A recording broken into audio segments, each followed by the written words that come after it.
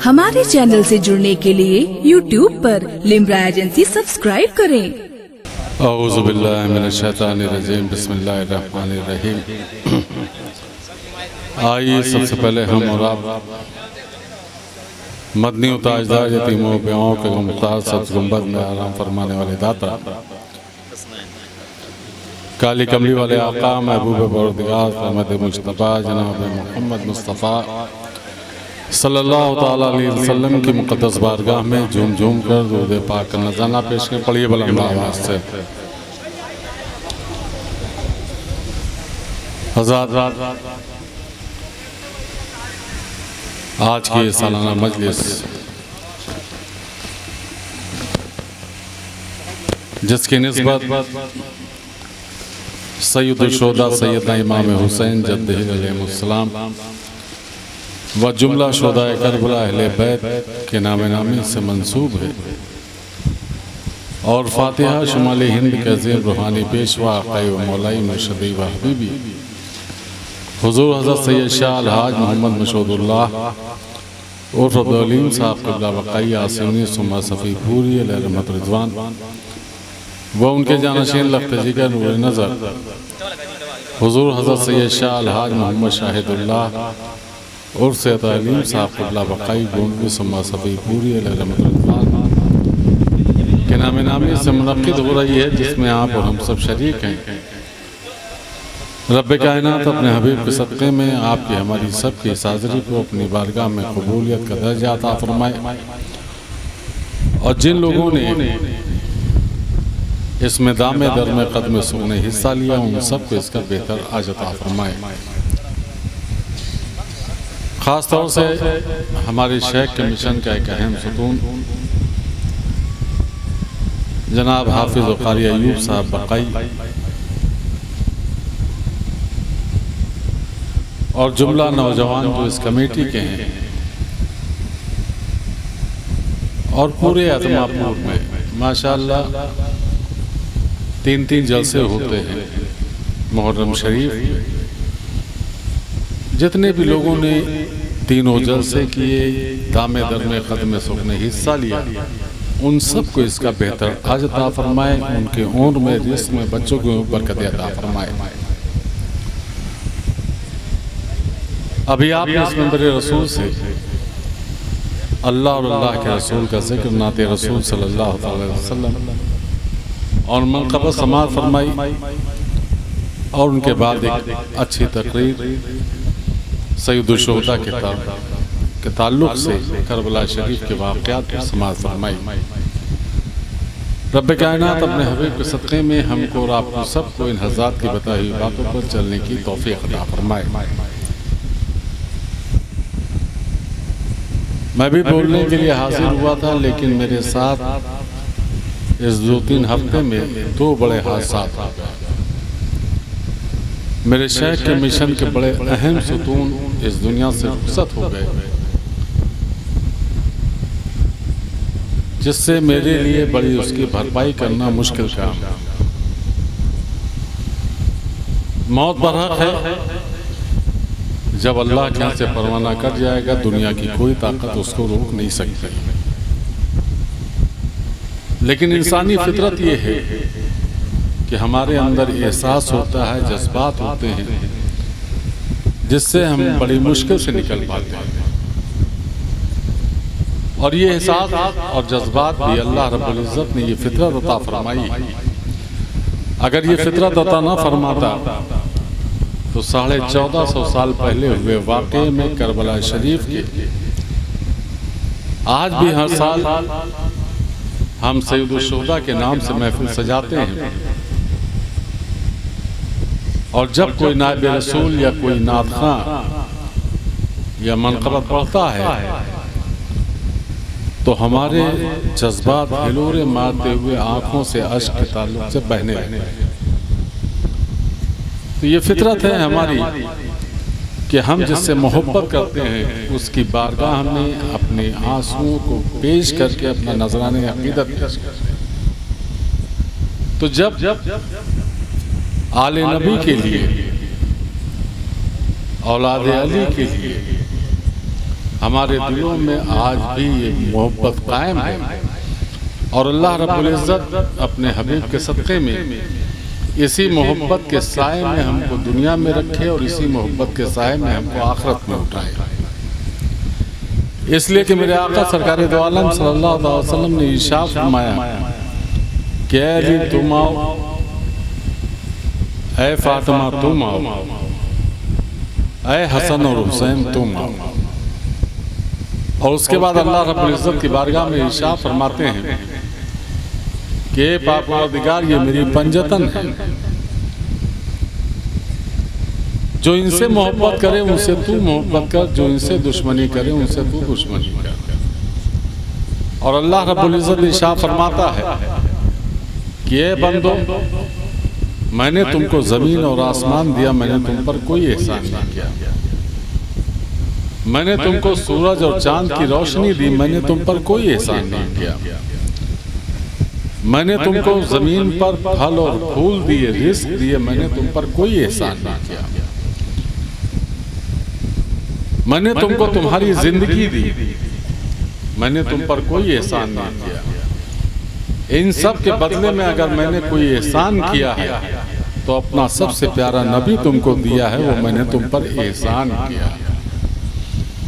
और इस एहसान के बदले में मैं तुमसे सिर्फ इतना चाहता हूं कि तुम इनकी फरमाबरदारी करो और इनसे मोहब्बत करो, इनके आल से मोहब्बत करो। तो इस हदीस की रोशनी में जब अल्लाह रब्बुल इज़्ज़त ने हमको ये फितरत अता फरमाई है कि आज हम इमाम की बारगाह में अपने खराज अक़ीदत जब पेश करते हैं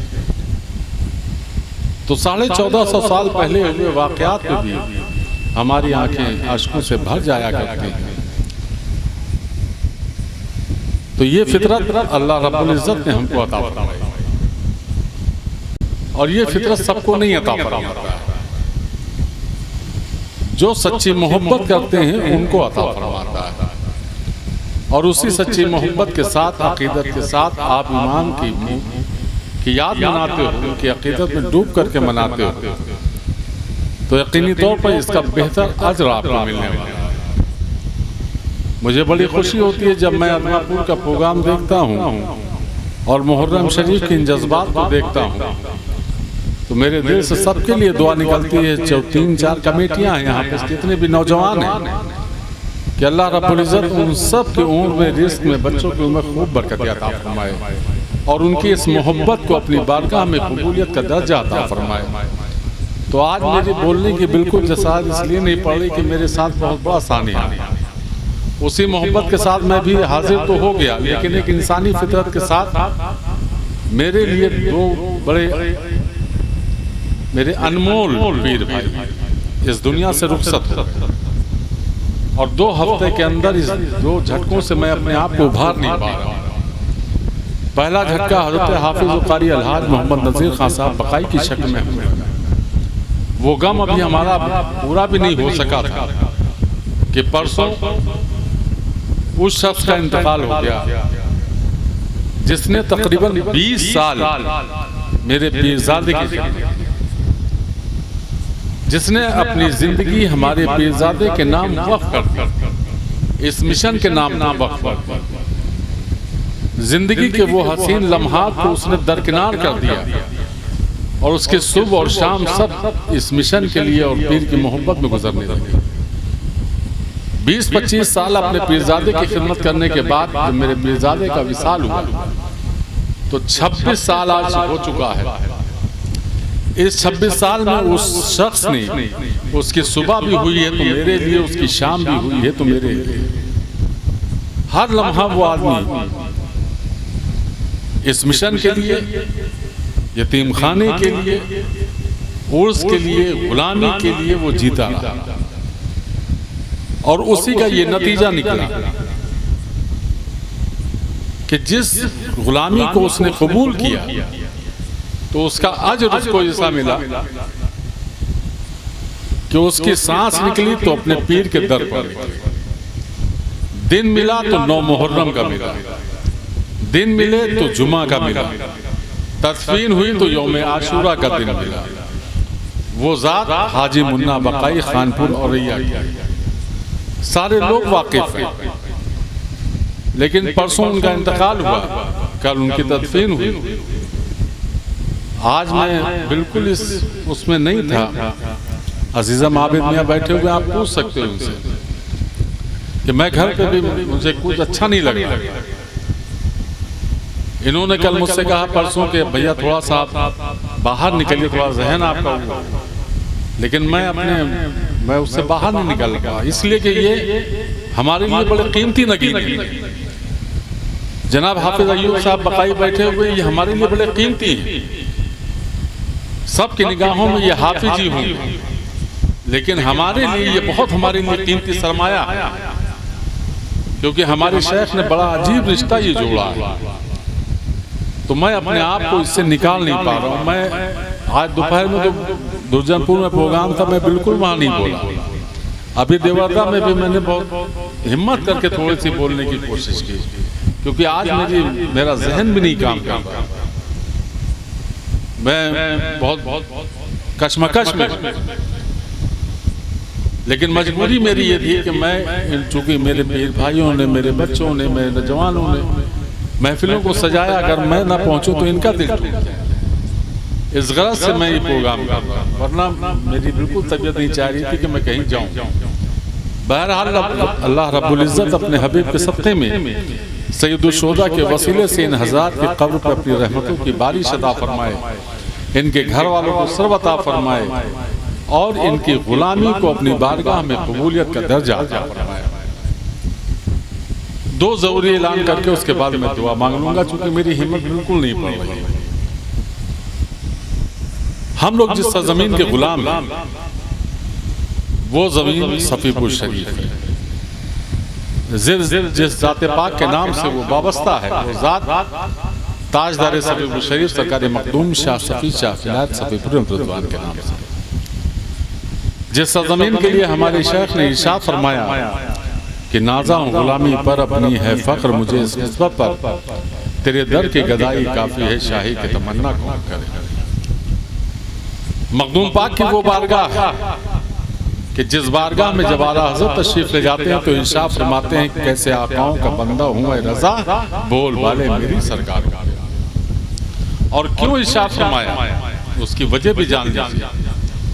बरेली शरीफ के जद महरारा शरीफ और महरारा शरीफ के जद बिलग्राम शरीफ, और बिलग्राम शरीफ जिनके नाम से आबाद है वो ज़ात है हज़रत मीर अब्दुल वाहिद बिलग्रामी, और मीर साहब मुरीद व खलीफा हैं सरकार हज़रत मखदूम शाह सफ़ी शाह विलायत सफ़ीपुर, और उनके दो भाई हज़रत ताहा बिलग्रामी, हज़रत यासीन बिलग्रामी आज भी सरकार मखदूम पाक के कदमों पे आराम फरमा है। वो मुक़द्दस ज़मीन कि जब हज़रत वारिस से पाक उधर से गुजरते थे, गंजमादाबाद शरीफ जाते थे, मौलाना फजलुर रहमान गंजमादाबादी रिजवान से मुलाकात करने जाते थे, तो पंजे के बल चलते थे। लोगों ने अर्ज किया कि बाबा पंजे के बल क्यों चल रहे हैं? तो हज़रत वारिस से पाक इरशाद फरमाते हैं कि ये हमरे मखदूम की नगरी है, यहाँ इतने फरिश्ते उतरे हैं कि तिल रखने की जगह नहीं है, तो अपना पैर कहाँ रखते हैं। वक्त के बहुत बड़े वली, वक्त के बहुत बड़े आलिम हज़रत मौलाना हशमत अली साहब क़िबला रहमतुल्लाह अलैह पीलीभीत शरीफ जब सफ़ीपुर शरीफ हाजिर होते हैं तो बस में ही जूता उतारने लगते हैं। मुरीदीन ने अर्ज़ किया कि हज़रत आस्ताना अभी दूर है, आप यहाँ क्यों जूता उतार रहे हैं? तो हज़रत मौलाना साहब क़िबला इरशाद फरमाते हैं कि ये हज़रत सफ़ीपुर शरीफ है, हशमत अली में इतनी हिम्मत नहीं है कि वो जूता पहन के चल सके। ऐसी मुक़द्दस बारगाह की ज़ारोकशी हमको हमारे शेख ने अता फरमाई। सरकार मखदूम पाक के विसाल की तारीख 19 मुहर्रम 18-19 मुहर्रम को उर्स होता है। वहाँ के साहिब सज्जादा के हुक्म के मुताबिक इस साल अंग्रेजी 6-7 अगस्त को उर्स होने जा रहा है। जो लोग मखदूम पाक के सरजमीन पर पहुँच सकते हैं वो जरूर उसमें आ जाते हैं, नहीं पहुँच सकते हैं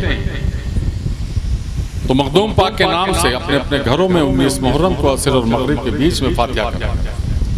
इसलिए कि सरकार मखदूम पाक ने दुआ मांगी कि या अल्लाह सफ़ी के चूल्हे की धूप क़यामत की सुबह तक, और उस दुआ की कबूलियत की ज़मानत ये है कि हमारे शेख ने सन 1958 में कर्नाटक की सरजमीन पर दारुल उलूम यतीमखाना सफिया कायम फरमाया और आज 2023 इन 65 सालों में दारुल उलूम यतीमखाना सफिया से ऑन रिकॉर्ड करीबन 38,000 बच्चे फारिग होकर निकल चुके हैं। और इन 38,000 बच्चों में तमाम ऐसे भी लोग गुजरे जो मुदर्रिस हुए, उनके शागिर्द, लेकिन उसका अजर हमको और आपको मिल रहा है इसलिए कि हम अपनी मेहनत और मशक्कतों के साथ उसको चला रहे हैं। तो सरकार मखदूम पाक की दुआ है, आप हाफिज अय्यूब साहब को जो ताउन करते हो तो वो आपका खाली जाने वाला नहीं है, ये ऐसा अजर है कि जो आपको क़यामत की सुबह तक मिलने वाला है। तो ये ऐसा कीमती खजाना हमको हमारे शहर में सरकार मखदूम पाक के नाम से अता फरमाया। हम जितना उस खजाने में रमते जाएंगे उतना ही हमारे नाम अमाल में नेकियों में इजाफा होता जाएगा। उसी दारुल उलूम यतीमखाना सफिया का कोरोना की वजह से 3 साल जश्न नहीं हो सका, जश्न दस्तारबंदी नहीं हो सकी, लेकिन इस साल इंशाअल्लाह जिंदगी बखैर रही तो 1 और 2 नवंबर दारुल उलूम यतीमखाना सफिया का जश्न दस्तारबंदी का प्रोग्राम होगा। हर बार दारुल उलूम यतीमखाना सफिया का जश्न किसी न किसी ज़ात पाक के नाम से मंसूब किया जाता है। इस साल जश्न दस्तारबंदी का प्रोग्राम मंसूब किया गया है उम्महातुल मोमिनीन के नाम से। तमाम लोग हैं जो उम्महातुल मोमिनीन के नाम से वाकिफ नहीं है, जानते नहीं हैं। उम्महातुल मोमिनीन उन ज़ात पाक को कहा जाता है जो सरकार दो आलम सल्लल्लाहु अलैहि वसल्लम की अहलिया मोहतरमा है। सरकार के अहलिया मोहतरमाओं की तादाद एक के बाद एक 11 तादाद है और वो कायनात की माएँ कही गई और हम उनसे वाकिफ नहीं हैं। इसलिए इस साल दारुल उलूम यतीमखाना सफिया के जश्न को उम्महातुल मोमिनीन के नाम से मंसूब किया गया है और इंशाअल्लाह उसका प्रोग्राम 1 नवंबर की रात में मुकाबले क़िरात का प्रोग्राम होगा। 2 नवंबर की सुबह 10 बजे एक बस में ख़वातीन का प्रोग्राम रखा गया है जो सिर्फ हमारी माँ बहनों के लिए होगा और उनको खिताब करने के लिए इंटरनेशनल लेवल की 4 स्कॉलर बच्चियों को दावत दी गई। एक मॉरिशस यूनिवर्सिटी से, एक तुर्की यूनिवर्सिटी से, एक ईरान यूनिवर्सिटी से, एक मिस्र यूनिवर्सिटी से वो चारों स्कॉलर बच्ची आएंगी और हमारी माँ बहनों को खिताब करेंगी। वो उम्महातुल मोमिनीन के बारे में भी बताएंगी और हमारी माँ बहनों के लिए क्या शरई कानून है उनको भी वो बताएंगी और ज़िंदगी पाक के बारे में भी बताएंगी ताकि हमारे घरों का मुआशरा हो सके। और इंशाअल्लाह बाद नमाज ज़ोहर 2 तारीख को एक सेमिनार रखा गया है जिसमें बैरुल अक़वामी लेवल के तमाम दानिश्वर तशरीफ लाएंगे। वो सेमिनार होगा और रात में बाद नमाज इशा जश्न ईद मिलादुन नबी सल्लल्लाहु अलैहि वसल्लम का प्रोग्राम होगा जिसमें हमारी जमात के बड़े बड़े अकाबरीन उम्महातुल मोमिनीन के बारे में आपसे खिताब फरमाएंगे, जिसमें आप आम हज़ात को भरपूर तादाद में शिरकत फरमाएंगे। ज़िंदगी बखैर रही तो इंशाअल्लाह उसमें ज़रूर शिरकत फरमाइएगा। आखिर में एक ज़रूरी ऐलान, जैसा कि आप सभी वाकिफ़ हैं कि हज़रत हाफ़िज़ क़ारी अलहाज मोहम्मद नज़ीर खान साहब बकाई साबिक़ इमाम जामा मस्जिद रगड़गंज बाज़ार, इन इलाक़ों में 48 साल उन्होंने खिदमत की।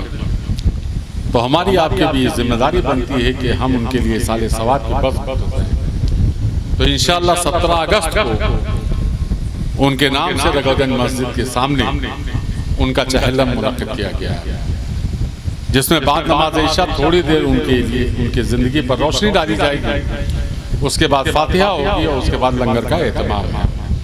तो 17 अगस्त को भरपूर तादाद में इशा के फ़ौरन बाद, चूँकि उसमें ज़्यादा वक्त नहीं लगाया जाएगा ना, बहुत बड़ा कोई प्रोग्राम चलना है, एक उनके थोड़ी देर के लिए उनकी ज़िंदगी पर रोशनी होगी, उसके बाद कुरान खानी होगी और खाना पेश कर दिया जाएगा। इसलिए आप तमाम हज़ात भरपूर तादाद में 17 अगस्त को रगड़गंज बाजार पहुँचें और उस इंसान के लिए साले सवाब करें जिसने ज़िंदगी भर आपके लिए साले सवाब किया, आपके आबा व अजदाद के लिए सवाब किया कि दुआ मांगी। तो हमारी भी जिम्मेदारी बनती है, उनके घर पर तो उनका चहलम होगा, लेकिन हमारी आपकी भी जिम्मेदारी बनती है कि हम लोग यहाँ पर भी उनके लिए साले सवाब को फातिहा करें। यही चंद ज़रूरी बातें थी जो करने के लिए हाजिर आ गया। तो मैं माफ़ी चाहता हूँ। इंशाअल्लाह आज के बाद परसों गुलाम बास बलवा में प्रोग्राम है, कोशिश करिए कि हम भी इस सदमे से उभर आए और जो कुछ भी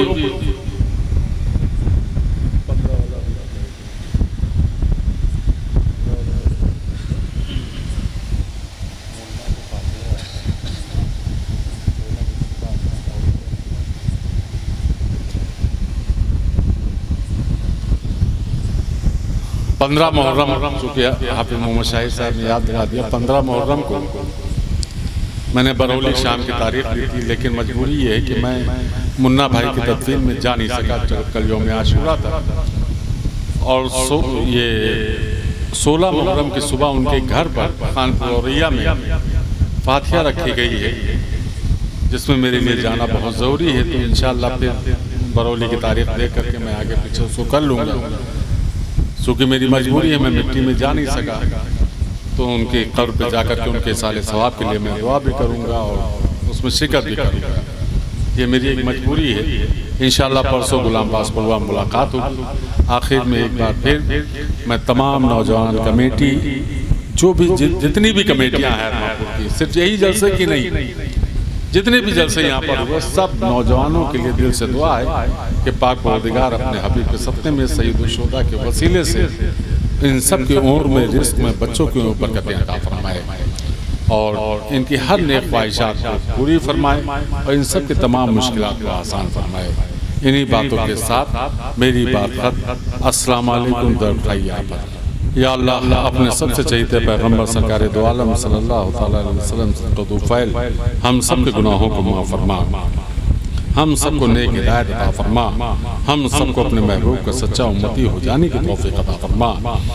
या अल्लाह खुलफाए राशिदीन के बारगाह इमाम आली मकाम सैयदुल शुहदा सैयदना इमाम हुसैन जद्दुल अलैहिस्सलाम व जुमला शुहदा करबला अहले बैत सरकार गौस पाक, सरकार गरीब नवाज, सरकार महबूलाही, सरकार मखदूम पाक सब शरीफ, हमारे शेख और फिजादे व जुमला मुशायब पर हक सद दुफैल हम सब की परेशानियों को दूर फरमा।